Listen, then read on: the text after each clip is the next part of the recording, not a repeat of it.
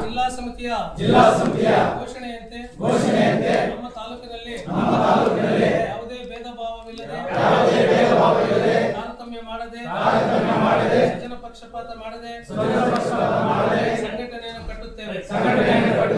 ನಮ್ಮ ಪ್ರಾಂತಗಳಲ್ಲಿ ತುಳಿತಕ್ಕೆ ಒಳಗಾದ ದೌರ್ಜನ್ಯಕ್ಕೆ ಒಳಗಾದ ಶೋಷಣೆಗೆ ಒಳಗಾದ ಎಲ್ಲಾ ಜಾತಿಯ ಬಡವರ ಪರವಾಗಿ ಕಾರ್ಯನಿರ್ವಹಿಸುತ್ತೇವೆ.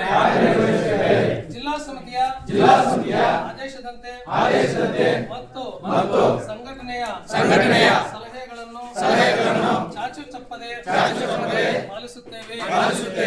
ಬುದ್ಧ ಬಸವ ಅಂಬೇಡ್ಕರ್ ಹಾದಿಯಲ್ಲಿ ನಡೆದು ಸಂವಿಧಾನದ ಆಶಯಗಳನ್ನು ನೆರವೇರಿಸಲು ಸದಾ ಸಿದ್ಧರಾಗಿ ದಲಿತ ಸಂಘರ್ಷ ಸಮಿತಿಯನ್ನು ಸ್ವಹಿತಾಸಕ್ತಿಗೆ ಬಳಸದೆ ಎಲ್ಲಾ ಸಮುದಾಯಗಳ ಹಿತವನ್ನು ಕಾಪಾಡುತ್ತೇವೆಂದು ಈ ಸಭೆಯಲ್ಲಿ